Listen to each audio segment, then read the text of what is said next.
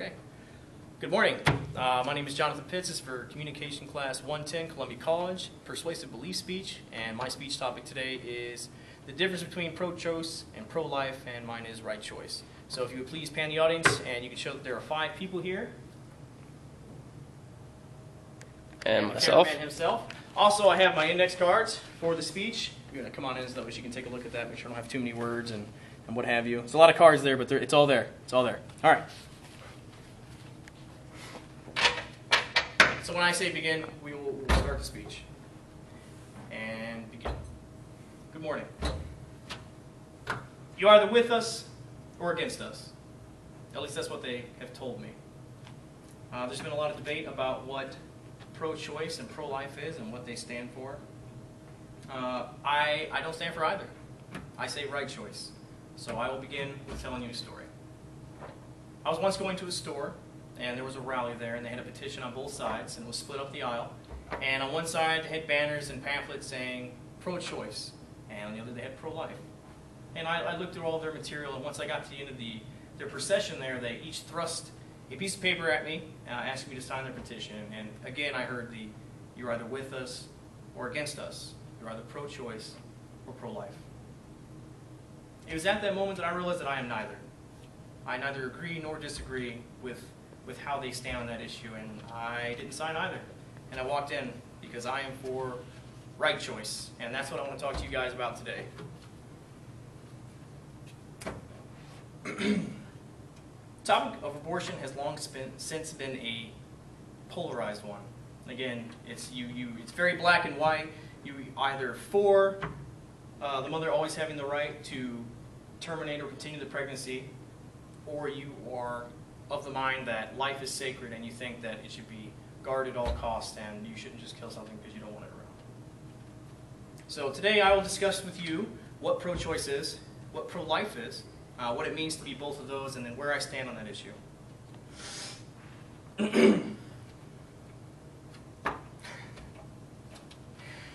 All right, so what is pro-choice and what does it stand for? According to Feminists for Choice, pro-choice is defined as self-rule and the right to control one's own body. It's the belief that I, the woman, is the final decision maker for whether or not the pregnancy continues or is terminated. Choice. Being pro-choice means that you are for or against celibacy. You choose celibacy if you still want it, contraceptives if you want it, and abortion is part of the pro-choice. You can do that if that's what you want to do. Good, bad, or indifferent, that is your choice to make, regardless of the consequences. It's on you, it's your body. So that's pretty much the gist of pro-choice. So what about pro-life? Well, New York Times explains pro-life as believing that the government has an obligation to preserve life, regardless of its viability or quality of life concerns. Okay, this is to say that pro-life is in favor against legislature against abortions. Okay, now abortions in the United States, that's still illegal. You're still allowed to do that. However, there are laws and it's becoming more stringent and harder to do. For instance, there is a North Carolina code. It is the Unborn Victims of Violence Act. This is General Scriptures 14 Tech 23.1 of North Carolina. And basically what it says is, depending on the trimester that you're in, you and your doctor can both be charged for voluntary manslaughter. I mean, it's kind of a big deal, considering. So, what it means, this is life. You are against assisted murder, abortion, and it is not okay to decide every time, all the time, without consequence, to terminate or continue a pregnancy. So, pro-choice, pro-life. Pretty cut and dry, right? Either you are pro-choice or you are pro-life, and I wholeheartedly disagree with that notion. I think it's wrong, and I think that society is wrong for labeling this such. Here's where I stand, in the middle.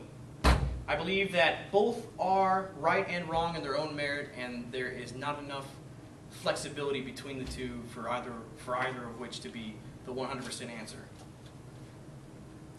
This is what I believe. First off, I don't believe that abortion is all right if the sex was consensual, first and foremost. and the decision was made not to use contraceptives. So if you agreed to have sex with me, and we both agreed not to use any kind of condoms or protection, well, if you are adult enough to make adult decisions, then you need to be adult enough to handle the consequences of your actions.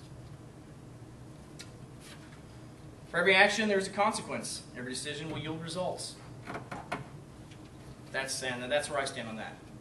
However, I also believe that nothing in life is free, with the exception, of course, Bibles and contraceptives. You can go to your local health clinics and they will give you condoms for sex. It does that. Now, in regards to the other side of that, I do believe that abortion is okay under certain circumstances. One of which being if the sex was not consensual, i.e. rape. If the decision or the choice was taken away from the woman in the first place to have sex, then I don't believe that it is constitutional to force her to continue the pregnancy if she didn't even have the right to choose the sex in the first place. So basically, if it was under duress, or if you were unresponsive, unable to resist, i.e. date rapes. Again, it kind of falls to the same thing. Just because she's not saying no doesn't mean that it's okay. I also feel that abortion should be acceptable if undoubtedly carrying the child to pregnancy will kill the mother. And if her and her spouse, or just her, if they are comfortable with the decision of terminating the pregnancy, then I think they should have that right. Okay, it is not for anyone else to decide whose life is more important. That would be the mother's decision or the immediate family's decision. I'm sorry. It was under these circumstances that I feel that women have the right to terminate pregnancies. And that is pretty much the cut and dry of that. In conclusion, I focus on both what pro-life is, what pro-choice is, and where I stand, which is in the middle, the right choice. I feel that both are wrong, and that both are right in their own respect, but the middle ground is where people need to stand. Because this is definitely not just a black and white issue, there is gray, as I have outlined.